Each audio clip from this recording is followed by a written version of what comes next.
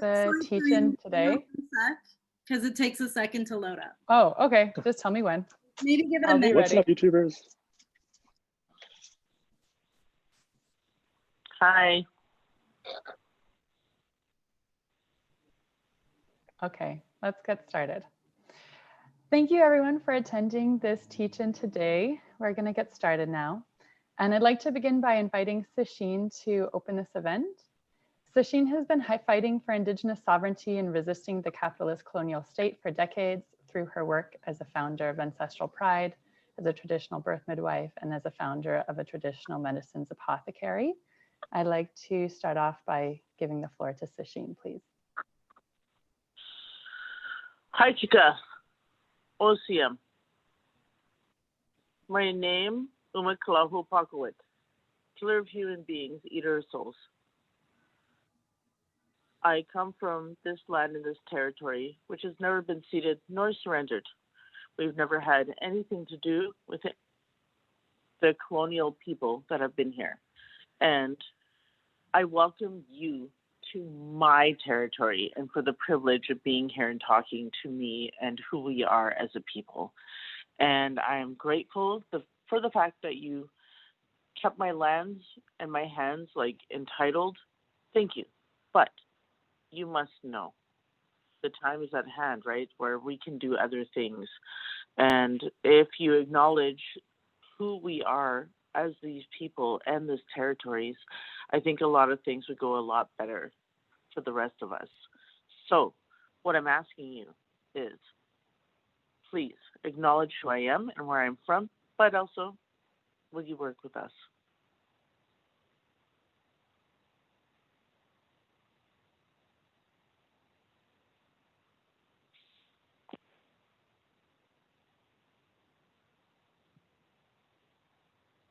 So if you have a few minutes to think, we can talk about the cops and everything about defunding, all of that. But are you all on board?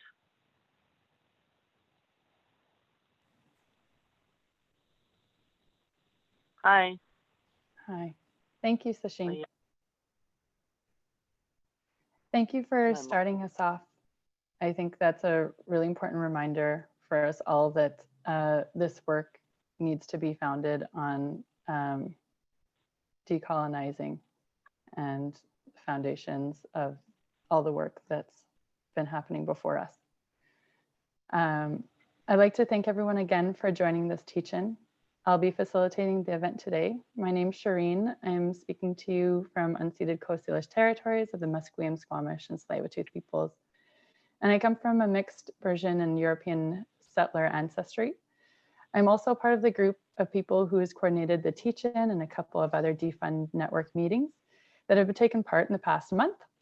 The purpose of this teach-in today is largely to help inform all of us on the structural, financial, and legal ins and outs of the police and policing authorities in order to help us all strategize to organize, to defund and abolish the police and policing bodies in our communities. And for today's event, we'll have 3 speakers. Unfortunately, Samantha Dawson was unable to join us today, but we'll be reading some of her points that she forwarded on to us. And after we hear from the speakers, there'll be some time for the audience to ask questions. And if you have any questions, feel free to write them on the YouTube chat or email them to defund604@gmail.com. We'll be closing today at 9, and unfortunately, this live stream is not accessible as we don't have ASL interpreters. However, the final video that will be uploaded to YouTube will have captioning, and I'll be giving very short bios for everyone. So please feel free to include more about yourselves that I've left out. So I'd like to start off with Kona, who is a Vancouver-based artist, writer, and activist whose work has spanned arts, culture, queer, feminist, and Black communities for over 20 years. She hosts the podcast Black Chat and is a co-founder of the Black in BC COVID-19 Fund. I'd like to pass it on to Kona. Oh, hi. My name is Kona. I use the pronouns she and they. I'm talking to you today from what is colonially known as East Vancouver, BC, which is on the lands of the Squamish, the Musqueam, and the Tsleil-Waututh people. I'm a first-generation settler to Canada, born on Treaty 6 land, which is colonially known as Edmonton. And my parents, both of them, I'm the first person in several generations on both sides of my parents' family to be born outside of the lands of Guyana, South America, so heavily colonized, it's the only country in South America with English as its first language, and a descendant of the Wapishanu people there. I was asked today to speak a little bit about municipal advocacy. So I don't know where all of you watching and listening are located. I'm going to make the assumption that folks are joining us from right across Turtle Island. And so what that says to me is that the municipality that you are living in may function differently from other municipalities. I need to be really clear and say that I'm not here to provide legal or strategic advice. That's not my role. My role here really is to remind you a little bit about the fact that as a citizen, you have the right to communicate with your municipal government and to communicate with the people that claim to represent you in whatever way they do or don't, whether that's to your satisfaction or not.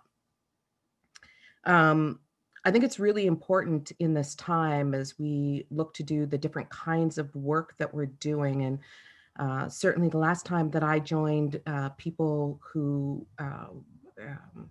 or my first connection with this Defund Network, I was looking to find out what people were talking about when they said defund, what kinds of actions, what kinds of coalitions were being joined, were maybe bubbling up. And so I'm really aware that there may be people that are listening that they may have defunding as their primary piece of work, but they may have other things that are really part of the work that they're doing that are related. And so maybe people are working in housing, or maybe people are working in poverty or food sustainability or whatever. And those kinds of, I think some of the things I'm going to talk about today will also be useful in those movements. Oh, I didn't turn on the timer. A few things before I sort of get into the meats of it, and as I set my phone to a timer, I think it's really important that we all remember in this moment that everyone is leveling up. Like, not only is there a pandemic, but there's also a global uprising, this time of reckoning that's making everybody level up. So if you were at a 2 before, you're at a 4. If you were at a 10, you're at a 12. If you're at a 27, you're at a 30. If you were at a 122, you're at 133. And so for me, what that means is as we all level up, there's some things that I'd really like people to sort of keep in mind when they're dealing with municipalities.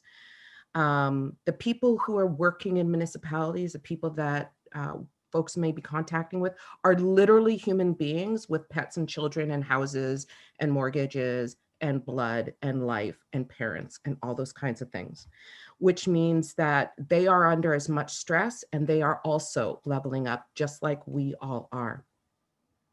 So my number one thing that I'd like folks to remember is it doesn't help if you're a bully. And it's really important when you're dealing with individuals within the system. And again, we can have lots of conversations about systemic structures and how they show up and the kinds of justice available. But at the end of the day, we are dealing with people. So it is important to seek to build some relationship with those people that are in those roles that are important with you. And the other thing to remember is that the bureaucrats that you're dealing with inside of these municipal structures, the bureaucrats will be there long after the politicians are gone. So when I think about my connections to provincial government or municipal government, I've worked within those structures for like 20 years in different capacities. The bureaucrats are there long, they know where the bodies are buried, they know where the information lies, they know the histories, they know the providences. And so it's important, I believe, to develop relationships. I think it's possible and important to develop relationships with those people. And remember that bureaucrats, people who are working in bureaucratic systems, I think about Octavia Butler. And for those who have read her works, you know that her main characters are always in these positions that are terrible. They're awful, they're no good, there are no good solutions, there's no good choices. Her characters always find herself in these positions. I think it's important to remember that sometimes people who are working within institutional systems that we despise or take issue with, or whatever the case, however we want to characterize that relationship, sometimes people are doing what they have to survive, literally. And the fact that they're working from within that system may be what they have to do to survive. So it is important to keep in mind when doing this work to help those bureaucrats help you. Help them help you. If you make it extremely difficult for them, they can make it difficult for you. And remember what I said about bureaucrats being people who are there long after the politicians are gone? Some of them got long memories. Some of them know where those files and those notes are held. So there is a piece that where if you can help them, it will help them help you. The other thing is in this really intense time that we all find ourselves in, I don't know about you, I know for myself, I can find myself being highly activated and having my survival triggers and my embedded pieces coming to the fore quite easily. And so, you know, along with that piece around don't be a bully when you're doing your interactions with municipalities. And I want to be clear that I'm not talking about tone policing or anything related to that. But do remember that you're dealing with human beings, and I'm going to suggest that it may not be to your advantage to activate people's survival or a sense of threat. You know, not everybody has a job right now. People are concerned about a number of things related to their living. And so activating their sense of survival is not going to help you get what you need. Often when people think about interacting with municipalities, they think about council. They think about going to whoever the head of city government is. And they think that that's sort of the primary way that folks can get themselves heard. And I'm here to tell you that it is not. I go back to the piece where bureaucrats outlive the politicians. In this time of COVID, some of the things that you have tried historically may not be available to you. And so if you're thinking about doing things like letter writing campaigns or showing up at people's offices, those kinds of things may not be safe for you, safe for others. And a lot of municipal governments have closed down, their doors are actually shut. So you can't actually sort of get to those politicians. But a lot of those things that are happening at the municipal level, their meetings, they're streamed, they're online. And, you know, most municipalities have websites that will have sections that send you to City Hall, the seat of government, City Council. They'll use words like that on their website. And there you'll be able to find information. Most city councils, I shouldn't say most, a lot of city councils are streaming right now. Their meetings, their agendas are available online. And many of them are also, you know, if they didn't have areas for a mailing list sign up before that would let you know about upcoming meetings and what was happening, those kinds of things are increasingly available on municipal websites. When it comes to written submissions, there's I mean, I go back to the thing about C19 and large amounts of mail being received can be a problem. Again, we don't want to activate people's like survival mechanisms. So like, let's not do that to somebody who's like a low wage clerk, like activating the opening of 300 email or 300 physical letters. Although if that's what your strategy is, I'm not here to say don't do it. But email, again, email increasingly being seen as something that is super important to do. Sometimes they have fax machines, which is whatever. be aware when you're trying to get your message to council. You may have ways on that city municipal website to, number one, get in touch with councillors, because they will have individual email addresses. Some municipalities will put that on the website.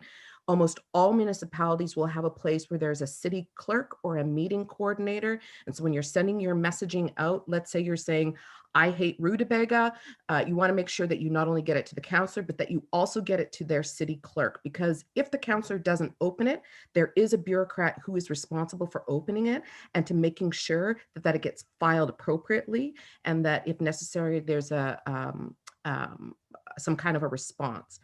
Many municipalities, the individual counselors, they'll have some kind of a priority. It could be anything, transit, let's say, or housing. So when you're looking at who you might want to be getting your message out to, I really encourage you to do the extra bit of investigative work and figure out if there's a particular counselor or mayor that is aligned specifically with the thing that is of interest to you. So if your interest is in getting chairs on lawns, but the person that you're speaking to is really interested in cats in alleyways, you're not going to have as much attention or as much impact. So kind of get a sense of that from counselors. Not all municipalities do it in terms of telling you what their priorities are, but if they do, tap into that. When you're sending that email off to the city, to individuals within the city, take note that many city councilors will have admin assistants. Make sure that you copy them. Make sure that you pay attention to any like committees, advisories, advisory boards, anything that sort of feeds into council through their job. Get in contact with them. If you want there to not be, say, police on transit, then think about which councillors in your municipality are interested in transportation. Also, take a look at the various plans, initiatives, and projects. People often think that the only way to interface with city is through city council, and that's not the only way to do it. City council also tend to have these plans, initiatives, and projects. Make sure that you take a look to see if there are any there that align with the kind of interest that you have. Because I'm really aware when we talk about, for example, defund the police, there's lots of different ways that can play out. And so look for those plans and initiatives, those projects that they may be citywide, they may be area plans, they may be department plans. Tap into them, do a little extra legwork, find out who the key staff planners that are associated with those things, so that when you send off that letter that is talking about, for example, removing police presence on transportation, on transit, and you're sending it through to your council, that you're also making sure that you're getting in touch with the key staff that are responsible for plans, projects, and initiatives that are attached to transportation, that you are copying the people in the department. The more people within the structure that know what you're doing, they do talk to one another. This is where, if you're planning to, petitions work, individual letters are better because they're more likely to be read, as opposed to something where it just becomes a counting exercise. Also, please remember plain language in this time of C-19. Not everybody is cognitively working at the same level that they were before. So remember that. Also be aware of what I call the TikTok effect, which we all know what happened down south when the young people got online and bought all those tickets, and it wasn't millions, it was a couple of thousand. So when if you're doing group kinds of communication with city council, be really aware of being seen as spam. Really consider your subject lines. Again, if it's 85 copies of the same letter, they're just going to count. And that if there's specifics in there, they can be lost. Really consider doing mass CC or BCC, because you do not want to be caught in the spam filters or any other filters of these organizations. You don't want to be flagged. And remember this as well. Form letters now have something that is, spam is breaking the internet. In the case of form letters, when you've got AI, you've got bots, and those things equal spam attacks. And I think in the last several months, many of us have seen an increase. I know I have, after being pretty squeaky clean for a lot of years. I have an increase in spam in my box too. I also have an increase in dodgy subject lines, so be really thoughtful about those subject lines when you're sending that email. What else do I have here? Friends of council. So what I call friends of council. Not every municipality does this, but if we're talking about, for example, the city of Vancouver, the municipality that I'm in, the municipality, the corporation has several arm's length bodies attached to it. So that would include the library, the park board, for example, the PNE, the police. Like, these are sort of arm's length organizations that are connected to the municipality, but that the municipality, the corporation itself, doesn't have full control over. And so look for those feeder structures that go into your municipality when you're trying to get in touch with your municipal government, and consider copying anybody in those related structures who may have policies, plans, initiatives in their organizations that, again, feed into what you're doing. And in many of those sort of arm's length cases, there'll be members, representatives of council that will be sitting on those sort of friends of council organizations. Remember, a couple of things you may want to remember is a lot of organizations have an ombudsman. Tap into that ombudsman. Many organizations also have a privacy, some kind of a privacy department, or somebody who will take things like FOI requests. Don't leave them out of your thinking. Is there anything else I really want to get? Oh, 2 searches, other digital ways on municipal websites that you need to think of, aside from contact forms where they may have like customer feedback, so obnoxious, but is social media. And those comment forms. We know that that social campaigns can be really effective, and also remember that words can be mired into amber, into marble, and therefore be used as snapshots rather than as tools. But when you're on those municipal sites, 2 things that you may want to take a search for on those sites is the word engagement, which will let you know what kinds of things that the city has planned and strategically around working with and getting input from the public, what they do in terms of citizen participation, and whether or not particular plans have decision-making ability. The second thing that you're going to want to take a search for is communications or corporate communications. Usually they're under something like a city manager or something like that. They're sort of connected to the higher levels of the bureaucracy.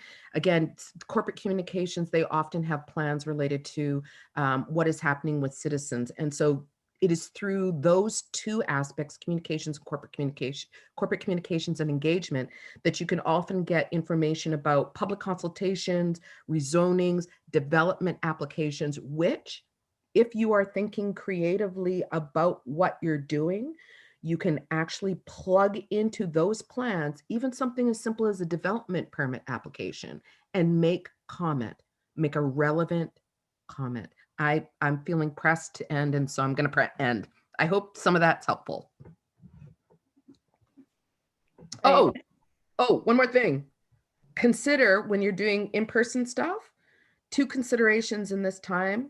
Number 1, consider that we're in the middle of a pandemic. Please, if you're trying to do in-person or mail bombing or any of that kind of thing.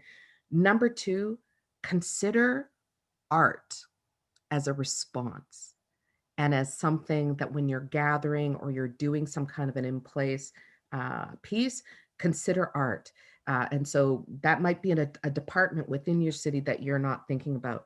Remember, as you do this digital activism, not everybody has access to computers. Not everybody has access to good Wi-Fi. Not everybody, not all mediums have access to things like captioning. And so those are some real considerations if you're wanting to speak directly to council through some of the video initiatives that are happening across the country and across Turtle Island. Okay, I think I'm really done this time. Great. Thank you so much, Kona, for shedding some light on how we can move towards abolishment through the municipalities. I'd like to come back to you, Sacheen, as it seems that we had some tech issues when we were opening this event. So I'd like to thank you for opening the event and for your words.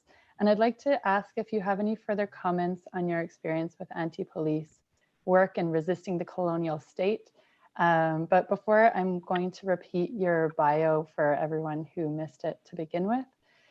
So Sacheen has been fighting for Indigenous sovereignty and resisting the capitalist colonial state for decades through her work as a founder of Ancestral Pride, as a traditional midwife, birthing midwife, and as a founder of Traditional Medicine Apothecary. So Sacheen, if you'd like to say any other comments from your work in anti-police and anti-colonial state.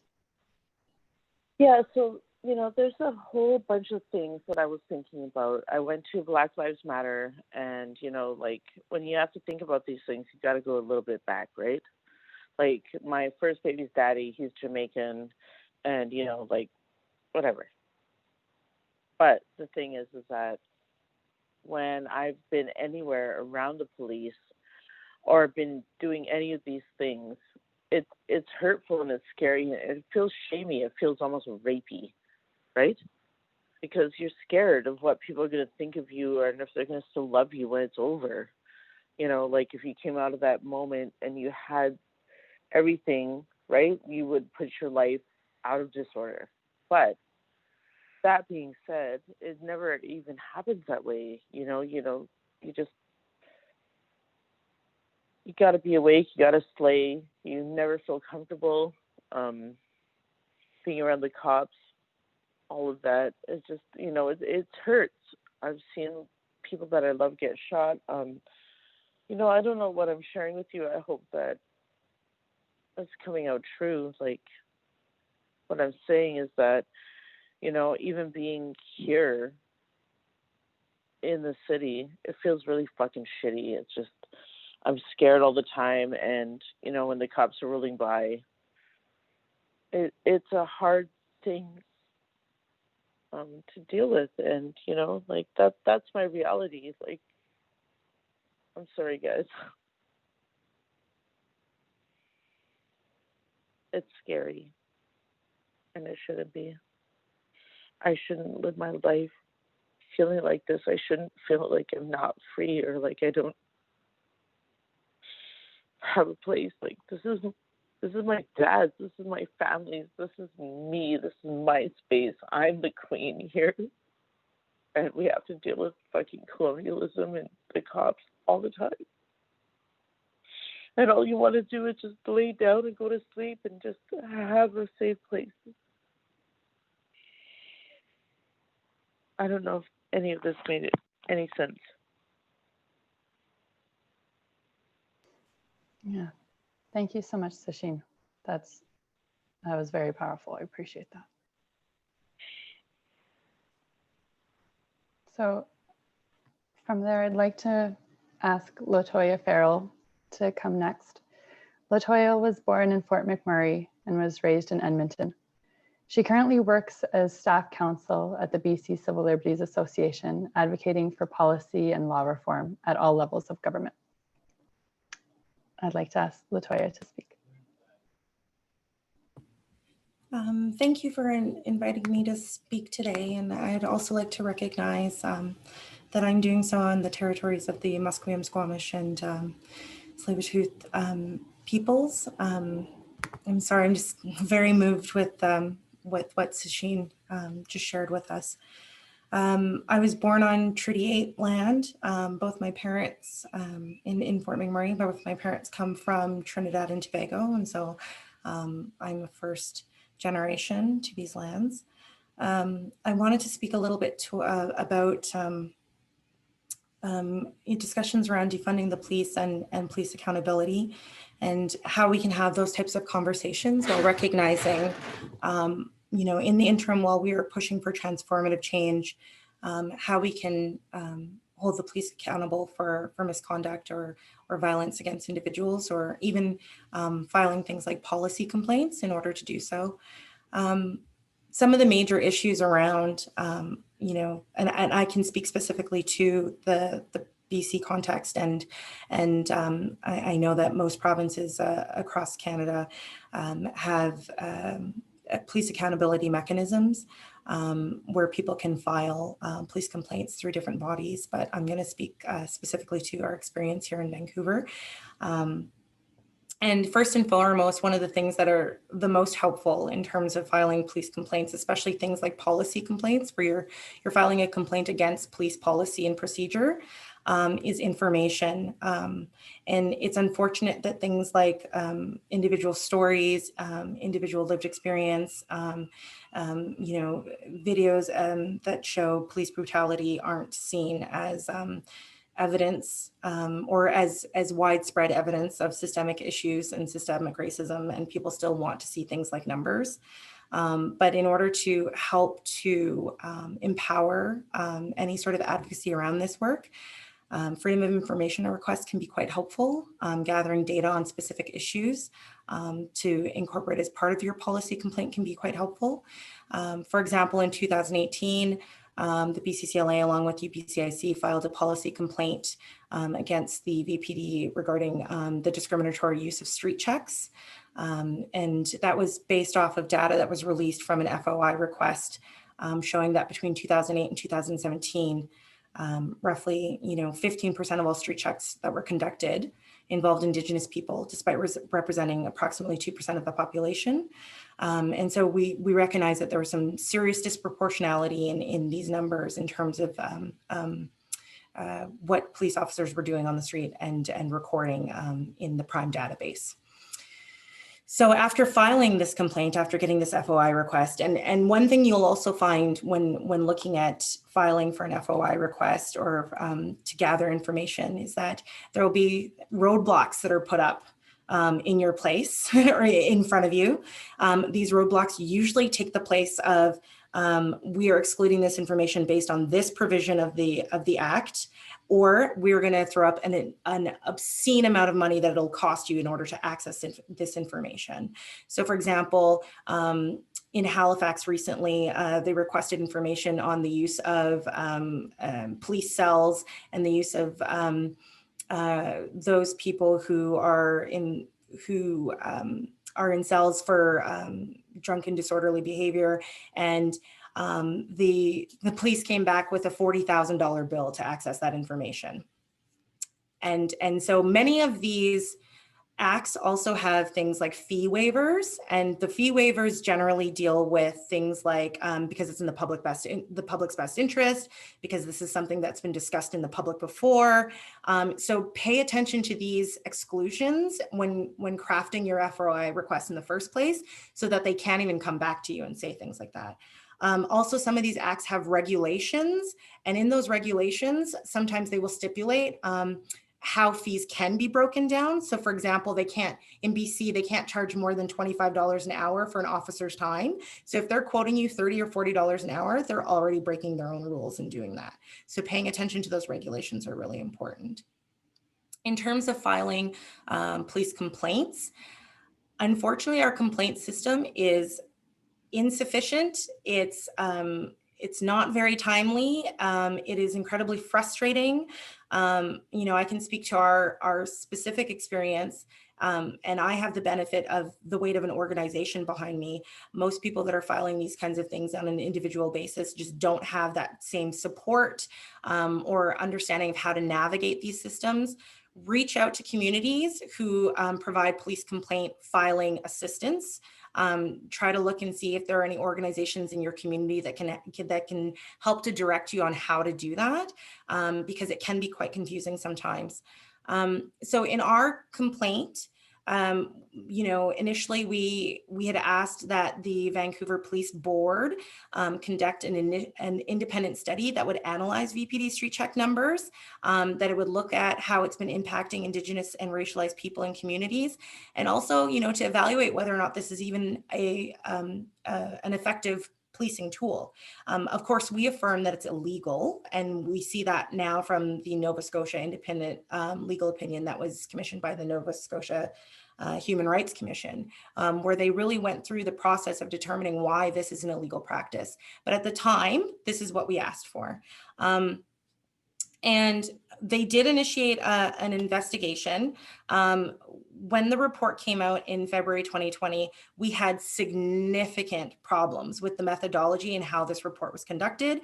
One of the major things was that the report was conducted by an individual who had something like 27 plus years of policing experience, used to be a police officer, and is now running an investigation into systemic racism in the Vancouver Police Department. So another thing that we see that's constantly happening is police investigating police, ex-police conducting reports into issues with policing. And so one of the parts of advocacy when filing these complaints and asking for these kinds of reviews is to make sure that you're also outlining what would be beneficial in terms of the individual who's running the consultation or doing the consult or running the review, or what kind of qualities they should have. Should they be an academic? Should they have experience with intersectionality, racial profiling, and running consultations? Should they have done reports before? Do they need policing experience? Should they not have policing experience? Because it might look like bias. All of these different kinds of things are things that you should consider if you are going to file a policy complaint and ask for a review about some of the data that you've discovered. At the end of the day, and this is kind of the wildest part, is that after a police complaint goes through, there's an option under most legislation, or under legislation, the police board can conclude the police complaint. So for BC, for example, the Vancouver Police Board decided to conclude our complaint on discriminatory street checks based on the independent review that was done, the Pyxis report, which we said was fundamentally flawed for a variety of reasons, and also because of the new Vancouver police policy on street checks, which we also said was fundamentally flawed for a variety of reasons. And when they concluded that, we had the option to file within 20 days a request to the Office of the Police Complaints Commissioner, which is the independent oversight body, to conduct a review of their decision, of the Vancouver Police Board's decision to close our complaint. So knowing that generally there's a review process that you can apply to the Complaints Commissioner about reviewing a decision to close a complaint, and kind of set out your case for why it requires additional investigation.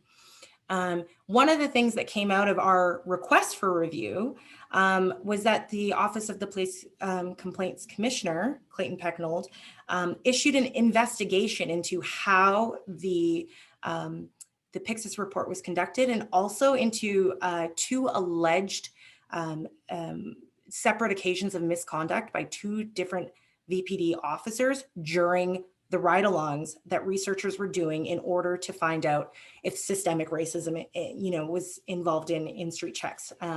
So basically, during the review of the thing that we asked them to review, they were making inappropriate comments, racial comments. They were making inappropriate comments about vulnerable people, people that rely on public space. They were terse, rude to people that they were stopping. And so the Police Complaints Commissioner said that if this alleged conduct was found to be valid, that it would constitute misconduct. And he issued an order for investigation. So again, we're trying to look at some of these processes. We're trying to look at ways in which we can operate within these mechanisms in order to hold the police accountable, and they're shown to be fundamentally flawed. So not only did it reveal that these two VPD officers were engaged in misconduct during the street check review, but after the final letter was sent to us about discontinuing the investigation, it was determined that the consultants, or the researchers, Pyxis, refused to provide any sort of information around some of this conduct.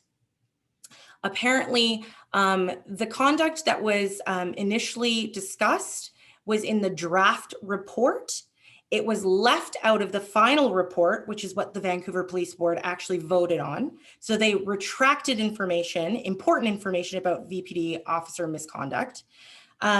The notes, after it was raised by civilian police employees, issues around some of the alleged misconduct, the Pyxis destroyed all of their field notes. So now we have no way of accessing their field notes to find out who these officers were. And so at the end of the day, you know, the Vancouver Police Standards Service was investigating this and could not figure out who these officers were that were on the ride along. The researchers would not cooperate with the investigation to let them know who these officers were. And so again, you have another roadblock where you're trying to hold police officers accountable for their misconduct, and you have no cooperation, or you have a lack of you know, accountability to the consultants that were hired in order to conduct this street check review. So again, more roadblocks that happen with these systems. And one of the things that I would like to talk about in terms of defunding the police and holding police accountable is how can we reimagine these systems? How can we build better methods of holding police accountable? What does that model look like? And I don't want it to involve giving the police department more money. I don't want it to look like body cameras in order to hold the police accountable, because there are numerous issues around body cameras. But it's how do we create truly independent civilian oversight, models that put the power, empower people, the people of this country who are being policed, with holding the police accountable. Can we design a model that's trauma informed, that is you know, takes into account Indigenous law, that looks at how to hold the police accountable by you know, being able to conduct their own investigations and not relying on police to investigate themselves. Will they have methods of enforcement where they can hold the police accountable by then providing for you know, suspension, fines, things of that nature? So the systems that we currently have are ineffective, and we've run up against barrier time and time again, trying to get at how to hold these police accountable and using their mechanisms to do it, and finding these massive gaps. And so when we talk about defunding the police, I think it's important to also talk about, in the interim, while we're making these transitions to these dismantled systems, while we're looking at reimagining policing in this country, that in the interim, we should be looking at the systems that move along with that to hold the police accountable in the time that we have them. And that's right now. Thank you. Great.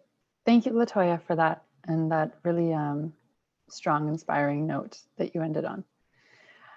I'd like to ask Vyasaran to come next. Vyas is a South Asian settler and an Indo-Fijian Gurmit descendant who is committed to intersectional and decolonial justice.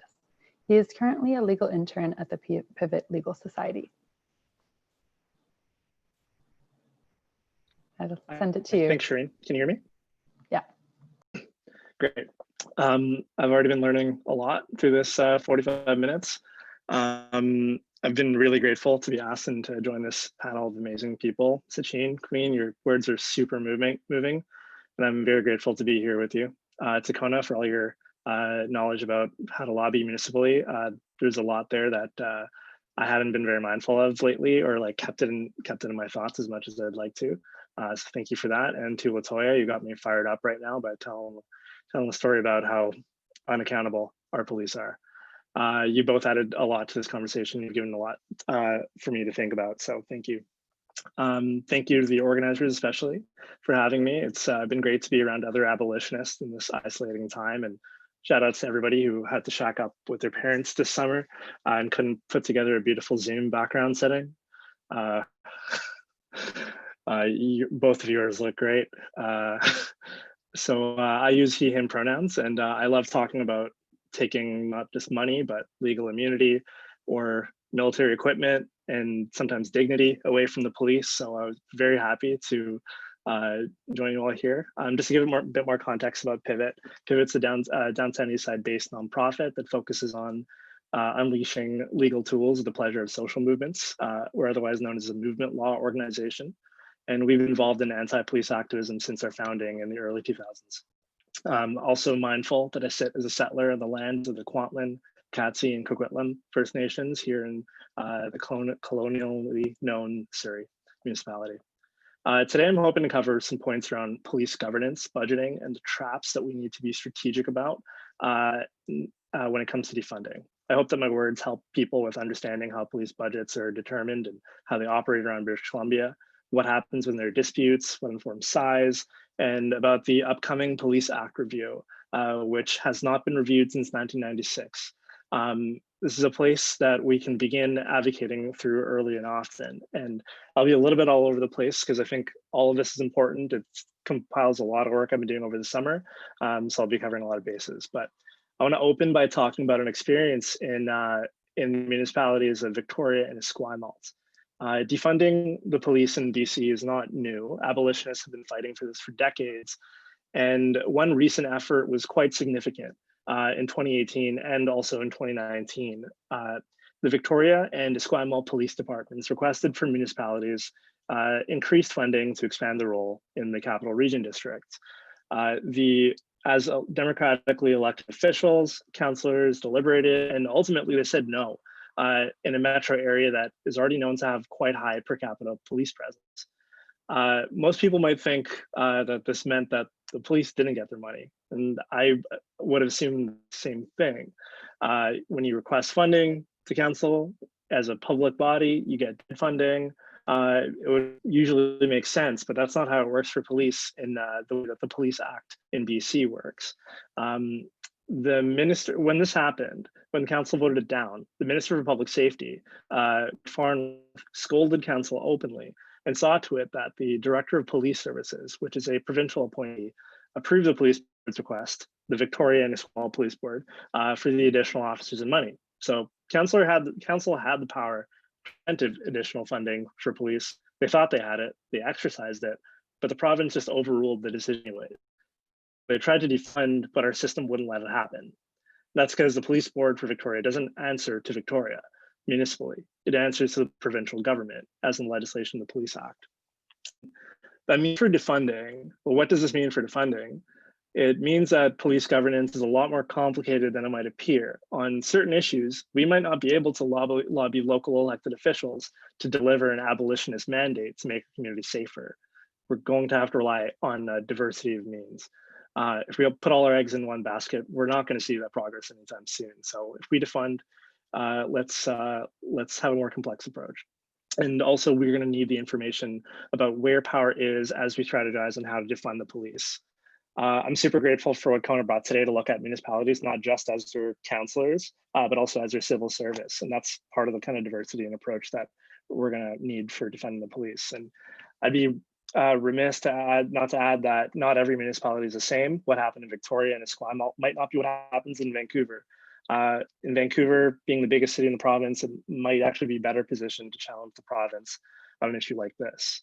But I think we need to learn a bit more about how police are organized. So criminal laws are written by the federal government, but law enforcement is in the constitutional purview of the province of BC, meaning that the feds, so for a time, BC actually had its own police force singularly, but it's turned towards wide-scale subcontracting with the federal RCMP to police regions. And unless there is anything huge in the last couple of days, they police 63 municipalities. All these municipalities pay, depending on how large they are, they pay between 70 and 90% of the costs, and the rest are shared by the federal government. And the RCMP contracts for about 20-year periods, and the next time for renewal is going to be 2032. Then there are 12 municipalities who've opted to police themselves within the BC Police Act, meaning that they provide 100% of their own funding. That list is like Abbotsford, Saanich, New Westminster, Oak Bay, West Vancouver, Esquimalt, Victoria, and Vancouver. So these all have their own police boards and their own forces. That's a list of 11 cities, and then quite an interesting situation that I want to learn a lot more about, a First Nation, St'át'imc, has their own police force, but again, it's still governed under the Police Act. The Police Act provides that this is all broken down into police boards, who are composed mostly of provincial appointees and then locals, with the mayor usually chairing. Police boards are not elected, and they're not accountable to the communities they reside in necessarily. Rather, they're responsible to the provincially appointed official, the Director of Police Services. I'm going to talk about the budget now. A lot of this comes as advice from Sarah Runyon, a lawyer in the island. So thanks to her for this. Advocacy in the area of budgeting locally requires us to build a way more solid understanding of what roles, functions, and tasks the cops are paid to perform, so that we can determine what would be better served by other organizations. The Vancouver Police Department has a $340 million budget. That's 1/5 of the city of Vancouver. Parsing out exactly what funds are going to be devoted to what functions and tasks allows advocates to advance how ineffective spending can be redirected to the structural drivers of crime. Auditing police budgets is very important. Akwasi Owusu Bempa, a Toronto University of Toronto professor, said that redirection means we can recognize how poorly the police are performing around community safety. And we have to impress upon the community that they're actively worsening the risks of violence and criminalization. So defunding is going to start with auditing everything the cops do and be mindful of the costs associated with those tasks. Something that I've been most interested in lately, and I hope to continue work with Alex Kim of Crackdown on this, is to uncover the actual budget details of police departments like Vancouver's, which is a task that's a lot more difficult than I ever realized from a public institution. You see cabinet ministers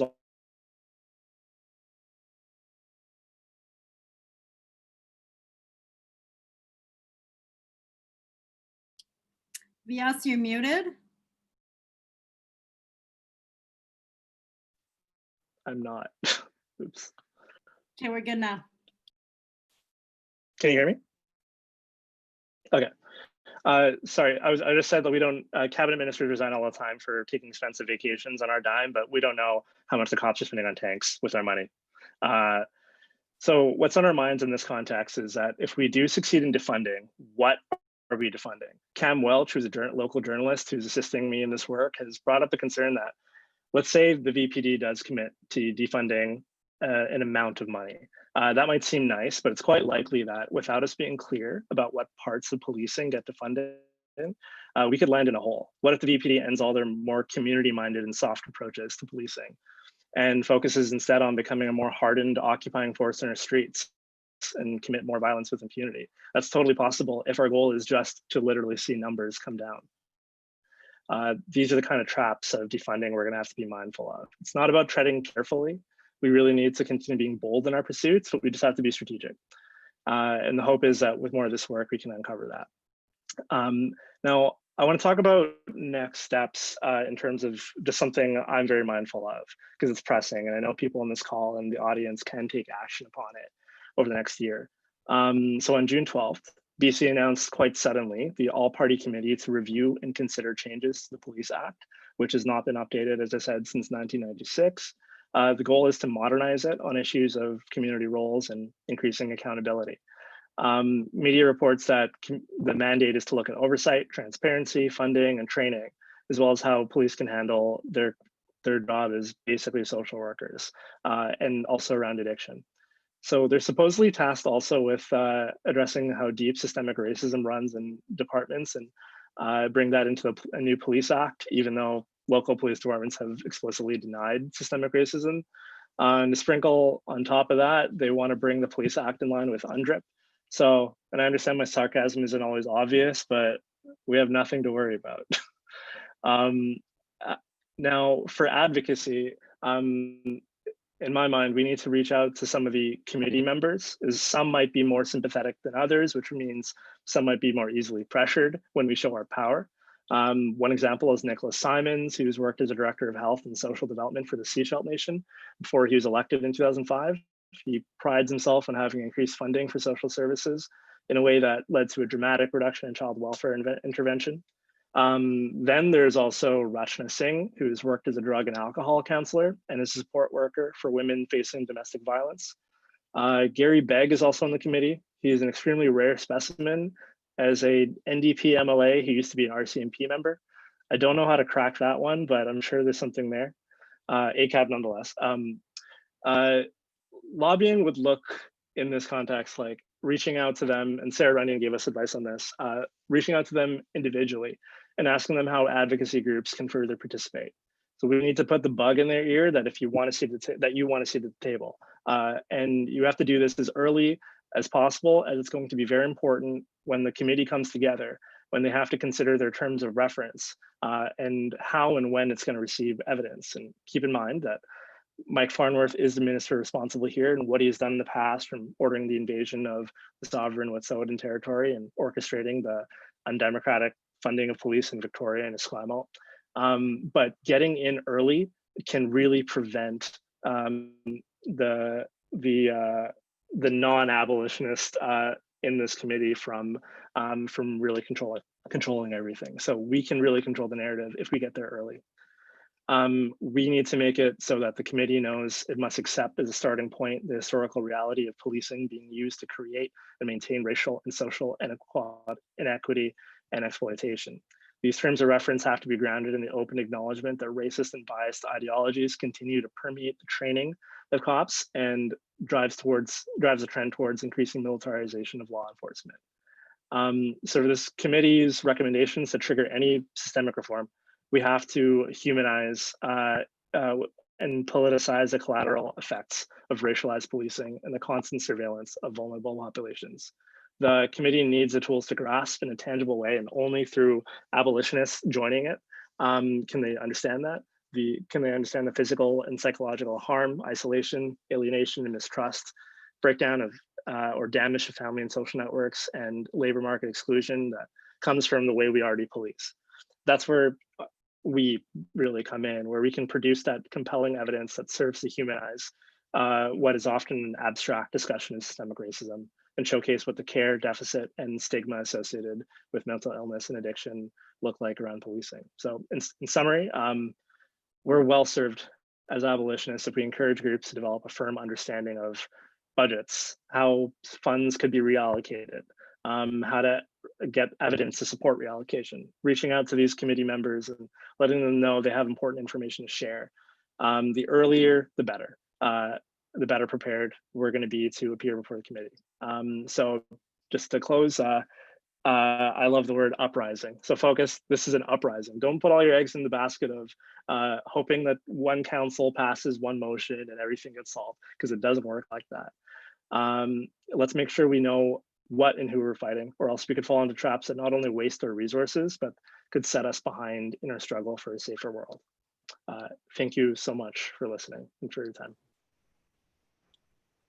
Great, thank you, Vyas. So next we'll have a few words from Samantha Dawson. Samantha joined Turco & Co. as a legal advocate in 2018. She is from the Selkirk First Nation in Central Yukon and completed an Indigenous law specialization while in law school. Unfortunately, Samantha wasn't able to be with us today. So she gave permission to Meenakshi to read a few of her points that she sent to us. So I'd like to ask Meenakshi to read those. Thanks, Shireen. And yes, special appreciation to Samantha for sharing some thoughts. Samantha is a lawyer of Tlingit and Northern Tutchone descent from the Selkirk First Nation. She practices criminal and administrative law, and we are really grateful that she was interested in participating in this teach-in, and she sends her regrets, but still took the time to put together some thoughts that I'm going to share here. So a couple of points that Samantha wanted to highlight are the rights upon arrest and how there could be possible outcomes if there were fewer street checks being conducted. Her experience has been that when dealing with the VPD and RCMP, clients are often arrested, whether or not criminal charges actually ensue. And because a large majority of her clients are marginalized, this also affects how they get treated while in police custody. So also making a connection with treatment upon arrest, detention, incarceration.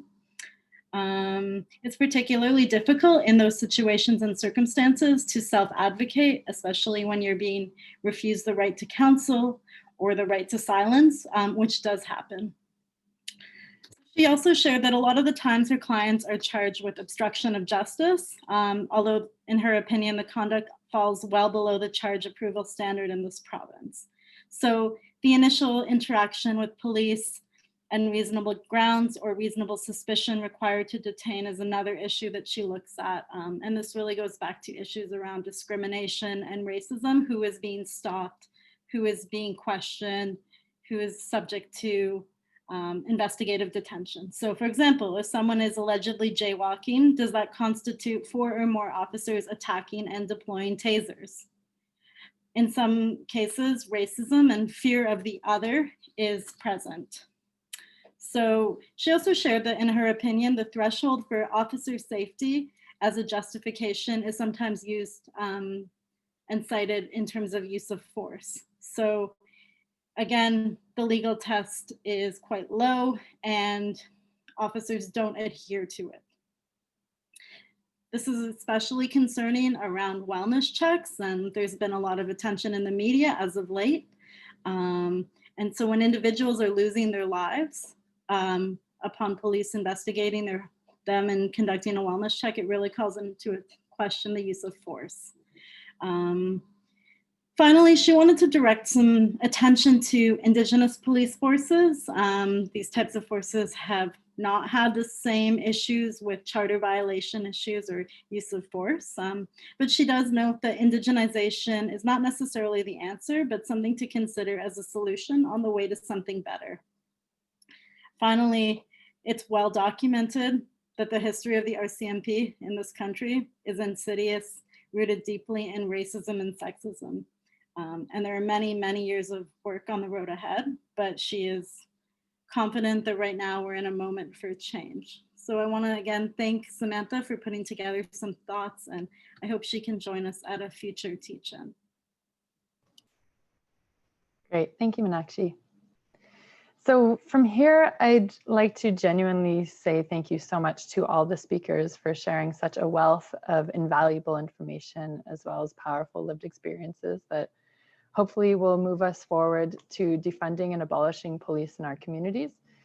I think that was really inspiring, I'm sure, for everyone who tuned in. And before we start with the Q&A, I'd like to mention that there's a pretty informal collection of people who organized this teach-in and who are coordinating a defund network that aims to connect individuals, groups, and communities that are broadly organizing around defunding in the police through an abolitionist perspective. The network isn't affiliated with any specific collectives, social media accounts, or nonprofits. And if you'd like to be a part of the network or be a part of organizing the network, please email defund604@gmail.com. Again, it's defund604@gmail.com if you'd like to be either a part of the network or help organize the network.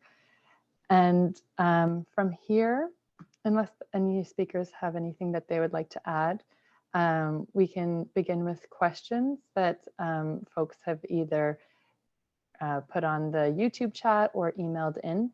So if you would like to ask a question, feel free to go onto the YouTube chat and write that there and it'll get to me, or you can email it to defund604@gmail.com.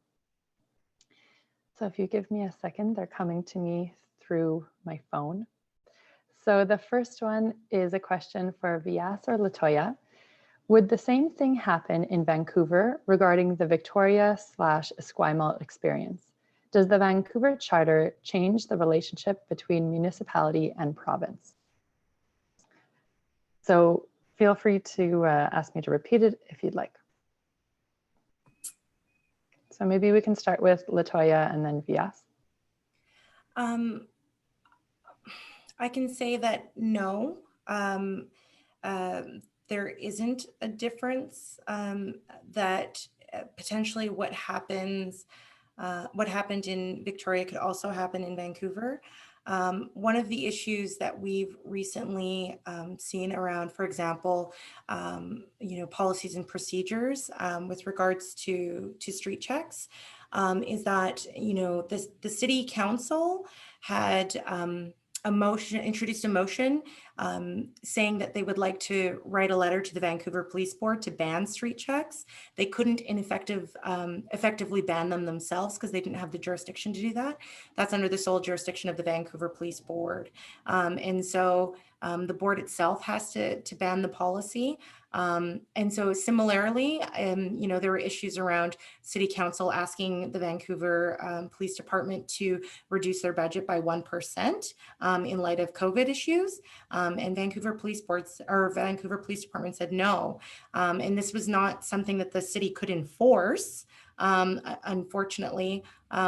So even if the city were to change the budget in the future or decide to defund the police, the police could then similarly, like they did in Victoria, apply to the Director of Police Services and the Solicitor General and have that overturned. So unfortunately, it's not different. Yeah, it seems like the question's answered. There's really no legal difference as far as I understand. I'm also not a lawyer, Latoya is. But as far as I know, the charter doesn't say anything different about that. It really is like boards are not. Can you hear me? Hi. Yeah, hi Sasheen. Thanks for joining us again. We're just starting off the Q&A right now. So yeah, thanks for joining us. No, you're welcome, and thank you for being in my territory, my land. So please tell me. I would like to hear this. Thank you.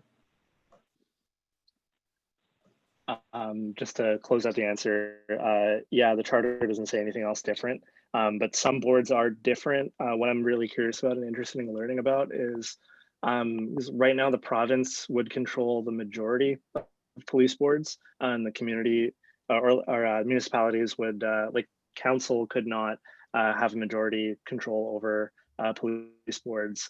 What I'm curious about is like, what would happen if councils could actually appoint more members of the police board than the province could? And so just the idea of more community control at a board level is something I want to learn more about. That might be one avenue where you could wrest power away from a hierarchical structure towards a more community structure around policing. But that opens a whole host of other questions about how exactly that would happen. And how would you actually elect people to that body? But yeah, I'm also keeping a close eye on how people like Kennedy Stewart act around this. Mayor of Vancouver, that's not his only job. He's also the chair of the Vancouver Police Board. And he has, been reticent to say many things critical of the Vancouver Police Board and Vancouver Police in general. Nothing legally stops him, as far as I understand, from resigning or from criticizing the police on his own. But he is kind of, because he's wearing two hats, he's in a bind. Very curious to see what he does, and very curious to see what the Defund Network can do about that. Can I make a comment to that, Vyas? My comment is this. I think one of the things, I have been in provincial and municipal government in different roles for over 20 years. And, I have become aware of this piece around politics.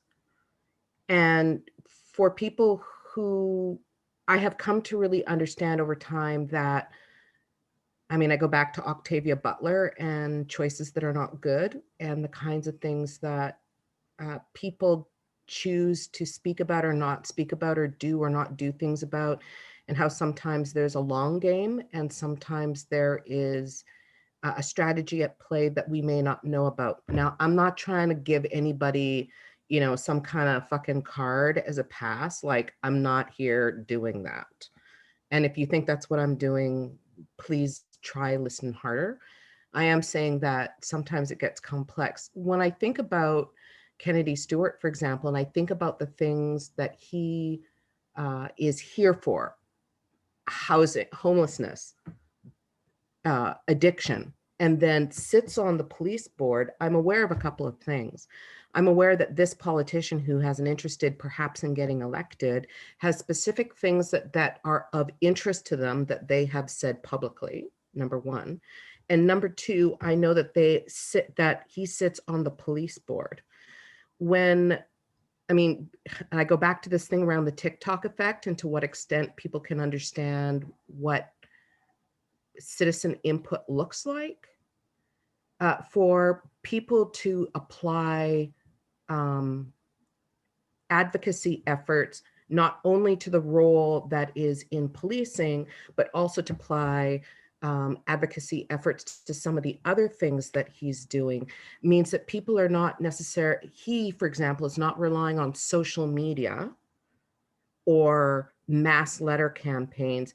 He starts to see in his real life real anecdotal evidence that he can tell at the next socially distanced picnic about who's contacting him and from where. And this is where I go back to, yeah, there's ways in which we may have legislation or whatever that's in our way, but citizens having a voice is something that's been gaining speed since at least 2005.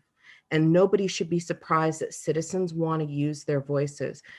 The word engagement and public engagement is on every government lip for at least 7 years, 10, where it's actually being embedded into governmental structures. So there's this encouragement for us to engage. And so I think we have lots of evidence since the uprising where citizens have said, excuse me, no. And there are some things that have happened. And so I do believe that in spite of what has historically been the tactics of large institutions, we are currently in a position during this pandemic and this uprising, because even though we don't see it in the media, there are still people out there in the streets.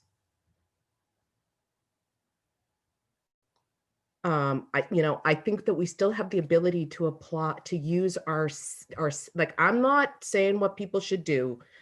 I'm literally here to say, you are a citizen, use the access that you are granted. And if you don't use it, it will be taken away. And if there are enough of us that are using it and it gets taken away for whatever reason, the email shuts down, then there are a number of people who are impacted by that, and they too have a voice. And so I believe in coalition building. I believe in using our voice. And I think the kinds of things that you're talking about, it's important to know that they are there, but they're important to know in the same way that if you're doing the hurdles, running a hurdle race, like where you know what's there and what's coming, and you can like get your skill up to like jump those hurdles. If you're going to cheat, go around where that is. If somebody falls in front of you, how to make sure that you don't get tripped up too, or maybe make a decision to help, whatever that looks like. So I love what you do and what Latoya does because it's important, I think, to have a diversity of tactics. And I think when we're coalition building on whatever it is, mice wearing tutus, earwax sculpting, whatever it is that we're coalition building around, that we use the voice tools that are available to us. And because it is through that I talked earlier about like activating the life piece, that's getting elected for many of these people. Anyway, sorry, I just went off on a thing there. Let Auntie, I'm gonna go get some water. Somebody else, please take the mic. Sorry about that. Thank you all of you for those comments. I think that was really insightful.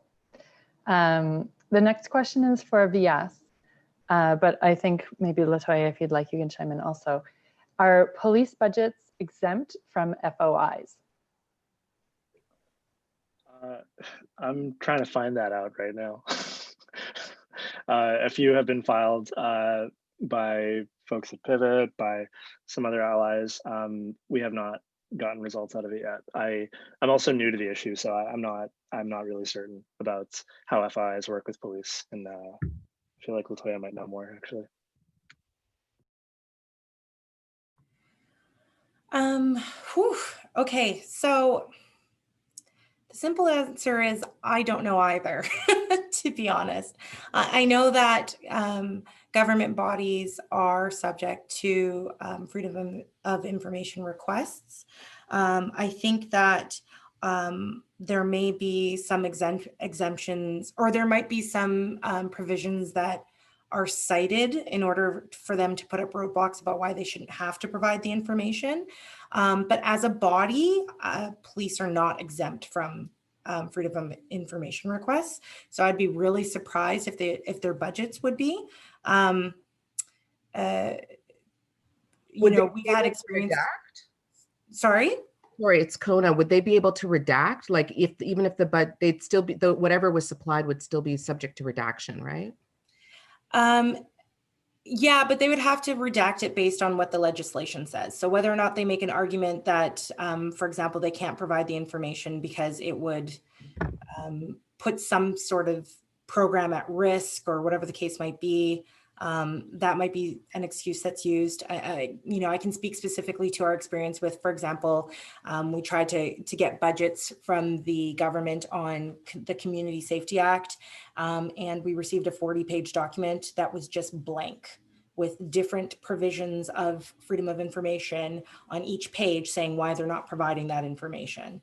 So again, more roadblocks on access to information. It's about tailoring what you're asking for and anticipating some of those roadblocks that they might throw up and trying to counteract those arguments to save yourself time for having to file a review or file something with the privacy commissioners, investigators into why this exemption shouldn't apply.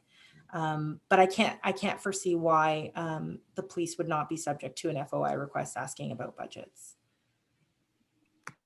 Yeah, and just to add on to that, like cops, I don't know exactly how it's gone in Vancouver with FOIs, but you know, police departments think that they're the military, and you know, there's a lot of reasons why they should think like why that makes sense. But they will.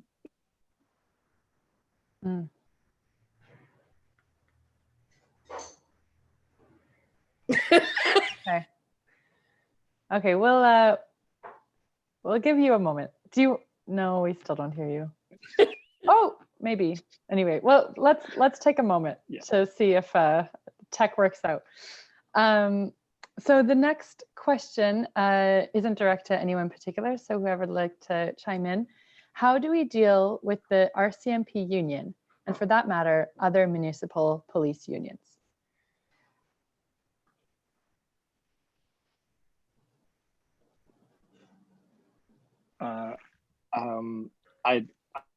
I don't know how to answer that one. It's I think I've been paying more attention to stuff in the US when it comes to police unions. Like that's been the union side of it, I think, has been discussed more. I don't know anything about the Vancouver Police Union, for example. It's a very tricky but very, very good question that I think we should continue to be asking, and I really want to hear the answer on that. Kona or Latoya, does anyone want to chime in? Go ahead, Kona. Sorry, I didn't even realize my camera was off. I'm like out here fumbling. I've been thinking a lot about the different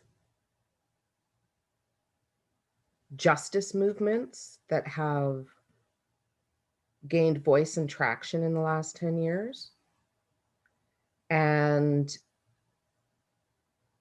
you know, I think about the way self-care was appropriated into the public mindset. But anyway, and the thing I keep wondering about are the people, right? Like when you know, that question makes me one, like the place that I go to in police unions is there are people that are working in these structures for whatever reasons. And I know that folks are like, all cops are bastards, and I totally fucking get that. And I'm not arguing that for 5 seconds. But I am also really aware that many of these institutions also have people that are working in them that Like, what do we do with those bodies? You know, and some of those bodies have probably done and seen things they weren't trained for or ready for or whatever. And like, what do we do with the people within the structure who went in with hope and, you know, whatever is their life now? Like there's like, as we move towards defunding, I'm also really aware that there are bodies that we need to think about, because we know how untreated that comes out sideways in all kinds of violence across all kinds of intersections. So I think about that as well. And I see that also as a risk point, I guess. Just for the piece of, sorry, go ahead, Latoya. No, go ahead. No, you go ahead. I was just going to say, just for the piece, like when people are worried about the livelihoods of people, when it comes to dismantling their employment structure, it's one of those things where, like, at the same time as we should be working on police abolition, at the same time we should be working on rebuilding the labor movement in British Columbia, and also rebuilding the welfare state to be a lot more powerful, so that, you know, if we do have to destroy one institution that is a source of a lot of employment, let's give them other options. And so, you know, we can walk, yeah. I'm not even thinking. And I think we're all, yeah, I think we're like all obviously all in agreement on that. That it's kind of the nature of like who we. I'm just thinking about bodies, right? Like this whole conversation is about life and death, literally. Mm-hmm. Anyway. Now I'm like, into a conversation. I have a lot of questions around police unions and police associations. Tell me. As a bloc, they do have a lot of power and influence. I think that we need to work in collaboration and build coalitions that can withstand the might and power of that bloc. And counter it, because I think that's really important that we continue to be in those spaces. Mm-hmm. I also look at how we can get to certain kinds of information about what kind of influence these bodies have. I think particularly about police boards themselves and the fact that they provide oversight and governance of police departments, and yet they make a lot of decisions in which they are highly influenced by those police departments, and so whether or not they're taking their duty seriously to both be accountable to their decision-making process in their jurisdiction, but also recognizing that they are separate from the police department that they are trying to govern.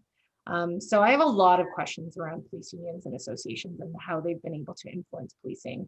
I think that we've gotten here because of that influence in a lot of ways. And so now it's how can we move forward and press back against these bodies and create transformative change in these areas and what that looks like.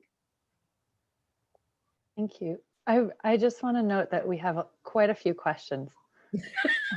Okay. Was there any comments though that anyone did want to add before we moved on? I also don't want to cut you off.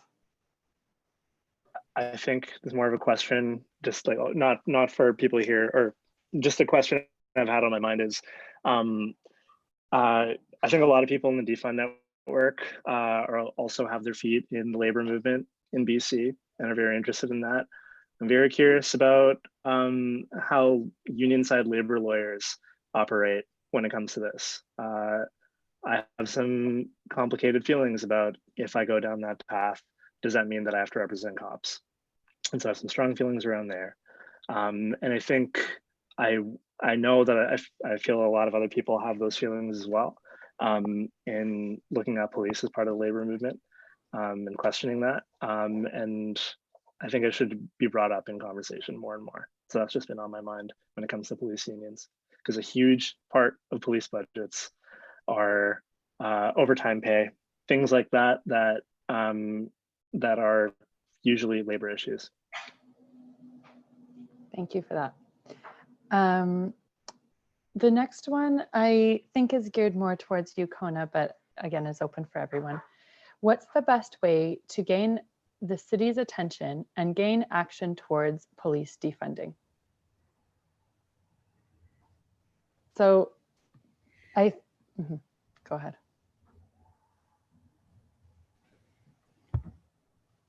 Like, I don't know, like if I actually knew that, like we'd be in a different place today.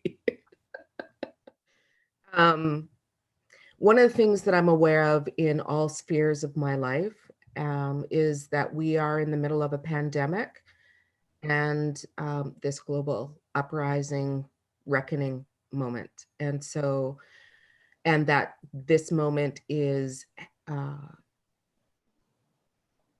held together through technology and power. And by power, I mean not only the power between people, but also actual power, our phones, our computers, the internet. So I think that for me, that has to be a key filter in how to do this. And I think, like, I've been looking and exploring that question a lot in the last few months, 2 or 3 months, asking that question.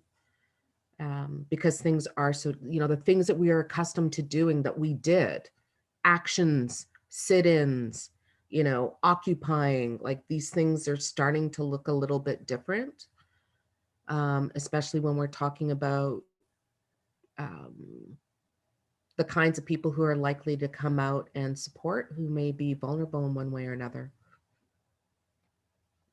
I do think that there's strength in numbers, and I do think that accessing through email, yes, works. I think that I believe in the power of art and public art and the way that it can occupy space in a particular way. That's just a personal, I'm sorry, that's strategy, but that's my own personal bias there. I do think making sure that you know who's in your municipal government, how you can get in touch with them by electronic means through their personal email accounts. And I'm not talking about doxing. I'm talking about publicly available information. No need to go looking through people's fucking lives. There's lots of information about how to contact people, public officials online.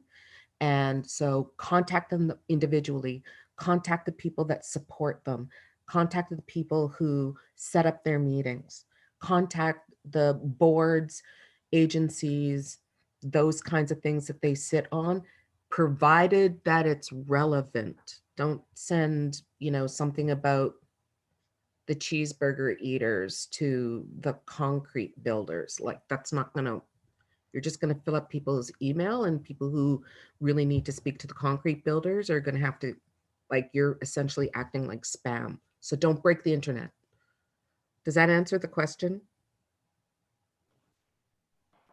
Yeah, does anyone else want to add as well? I can repeat the question. What's the best way to gain the city's attention and gain action towards police defunding?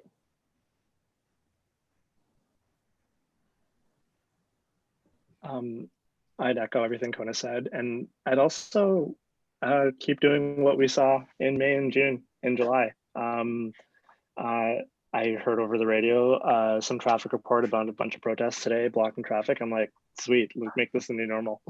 Like, let's keep doing what we're doing.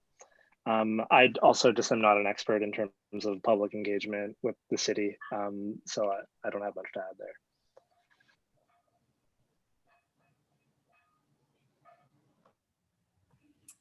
Just really to that point, I think relationship building is so important as well. As Kona mentioned, reaching out to folks, building relationship, not alienating the counselors, trying to work with them on areas or issues that they may be responsive to is really important. And this doesn't answer the question directly, but I think another thing that's really important about gaining the city's attention is tenacity and consistency, and recognizing that it can be difficult, but that it's important to continue that work and to build coalition with other folks who also want to do that work, because people take recognition of one large voice.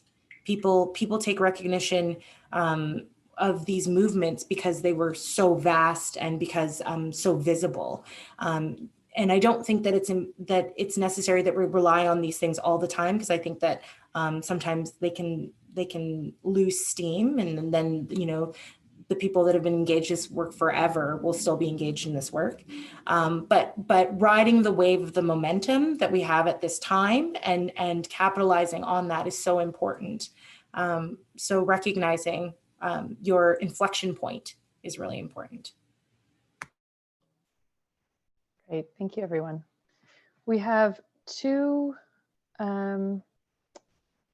more questions.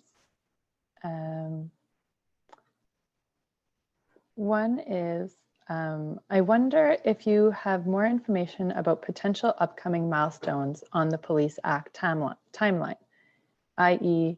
announcements, public meetings. I ask with what Vyas said about getting there early in mind. So I can repeat that if you'd like. No, you got it? Sorry. Yeah. I saw that the Police Act review has to be completed by May 14th, 2021. That feels both far away, but also like really, really soon. I'm sure, like, I haven't heard any details, I will say that, about when the committee is meant to convene. I doubt it's going to be, like, it's not going to be behind closed doors. It's an all-party committee. You're going to see NDP, Green, and BC Liberals on it. So once I find out, I'll let you know. We definitely need to get there early. I wish I had more details. But once we do, we need to press pretty soon. And I think one thing we should be pressing on there is the representation on the committee.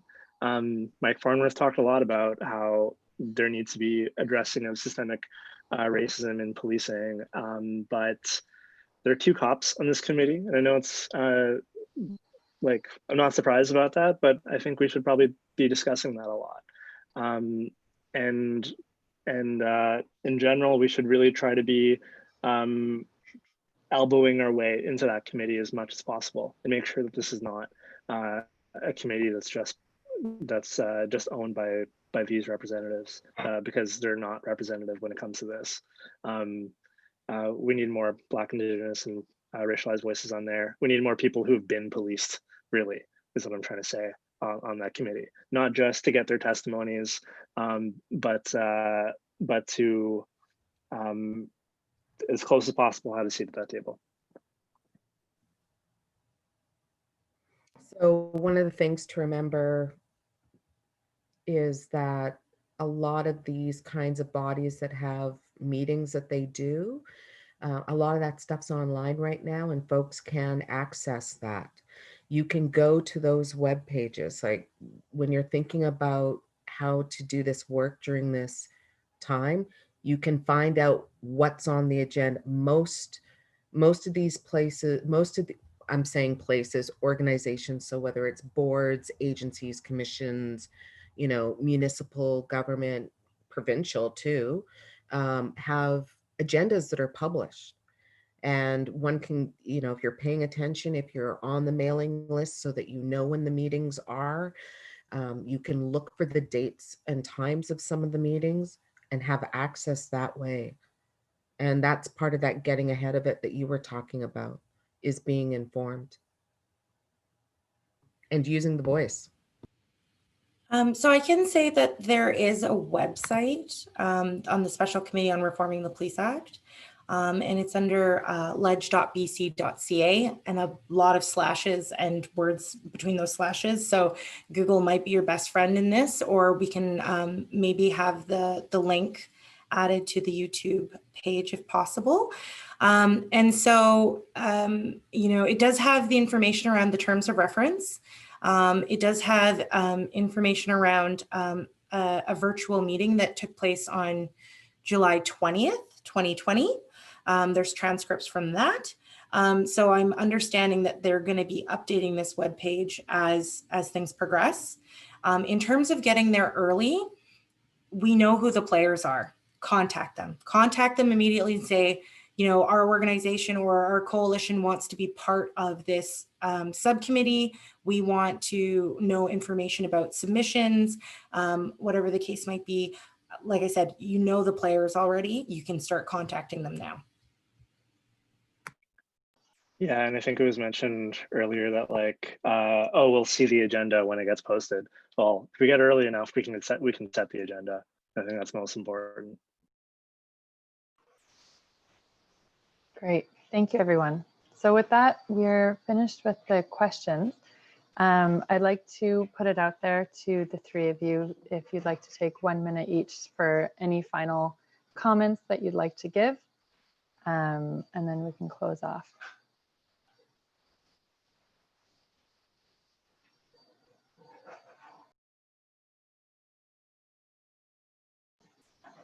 Anyone can go first. I guess what I want to say is that this work has been going on long before I came, long before I came to these lands. And I think, you know, there are a lot of folks that have been doing this work for quite some time. And the biggest thing that I've learned in the time that I've been engaging in this work is that longevity, pace yourself, build relationship, recognize at what point you need to engage in self-care or community care. You know, I often say, much like the first watch, that you need to rotate out sometimes because this is so consuming. It can be so exhausting. It can be so weighing on your personhood, on you know, your mental health and all of these things. And so when you're engaged in this level of work and advocacy, make sure that you take care of yourself. Make sure that you get what you need. Put your oxygen mask on so that you can continue to help others with theirs. And that's something that I would just like to drive home. Hopefully folks are engaging in that for themselves. Yeah, that's a great point with the oxygen mask. Totally agree. I think maybe the last thing I'll bring up to maybe speak this one to other people who are watching who are non-Black and non-racialized is to like open your ears, keep your mouth closed. I know it's ironic for me being on here, but Meenakshi guilted me into coming in here. No, she asked nicely. But one of the first things that I did at Pivot for this summer internship was I got asked by a friend if I could write a piece reviewing Alex Vitale's End of Policing book. This is right as like quite soon following the murder of George Floyd. And so there's a lot of conversation about that book. And I'd read it a couple of years ago and was super excited about it. And I brought it to Meenakshi being like, hey, like, let's write this review. And Meenakshi was like, that book sucks. And she like really opened my eyes to think about a lot more critically about police abolition as something that hasn't been around, is a lot older than some New York sociologist who just wrote a book a couple of years ago, who's white also. It's been around since police have existed, and it's mostly been led by Black and Indigenous voices against the carceral state. And so that I'm here with Sacheen on the phone, and we have her tuned in to give some closing remarks. Oh, go for it. Yeah, so Sheen's gonna say some things. Can I get a wave if everyone can hear her? Okay, go ahead.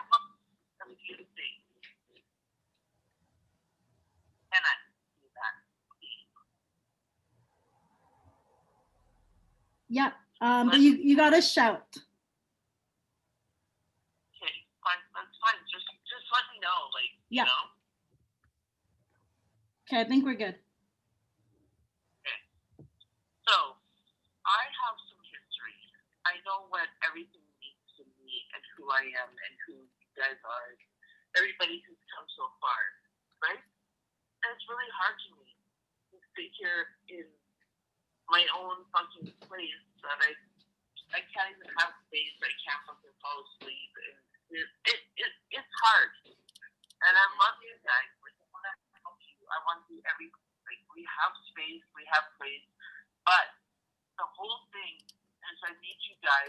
like, you know, like lifting up the place, you know?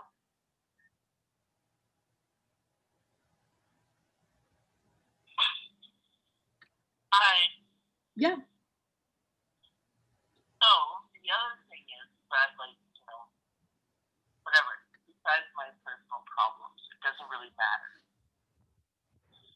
I mean, you know, we gotta find places that matter. And, you know, like, I've tried to help all of you.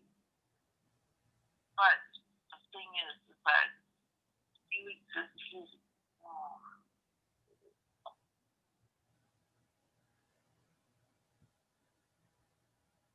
It's really hard. Okay? Thank you guys for loving me and making me feel like I'm better about myself. Like, you know, my daughter Anthony and, you know, Scarlett, you know, everybody. And it's just like, just, all I need is some space. And I think that, you know, like, it's been really hard for everybody during COVID to find space. And a place to, like, lay your head where you feel like you can just sleep. So you're not out on the streets. And that's all I have to say. I love you guys. Like, seriously, the fact that you guys called me and told me all of this, like, thank you so much. Thank you so much, Sasheen, and apologies for the technical difficulties in plugging you in today. I think that this is our first teach-in, and so it's obviously not going to be the last time we hear from you. I know. Thank you so much. I feel like I didn't do enough for you guys.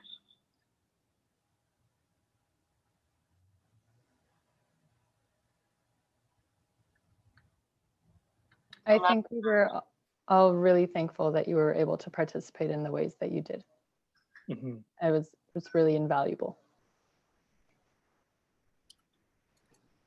So thank you. I felt like I was like, there was nothing left for me to give.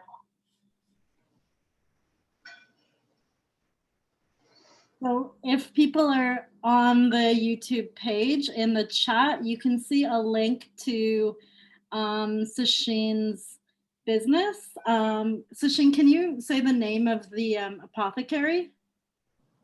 Yeah, it's called Popcorn. Okay, listen. No. What's the other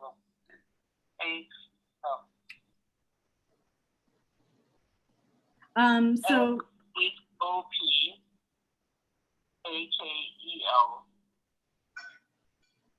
The IT. Apothecary. So there's a GoFundMe that Sasheen has set up for the apothecary, and we do also ask that folks donate what they can to support her starting up this business on her home territory.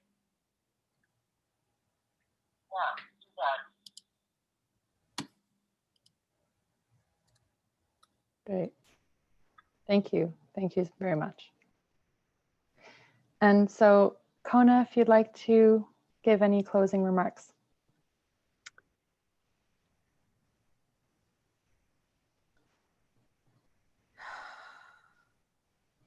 I feel like that was really grounding.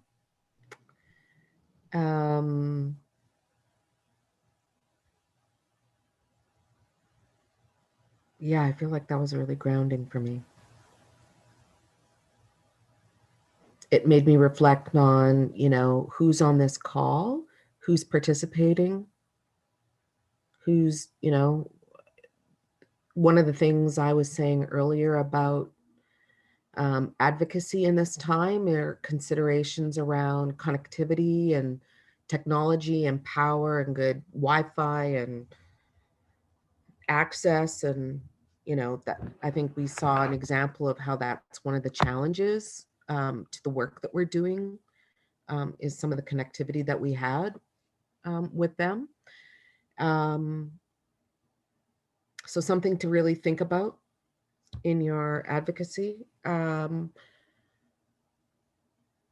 Remember to plug into plans, initiatives, projects Remember the TikTok effect. Think about other digital ways that you can be in touch.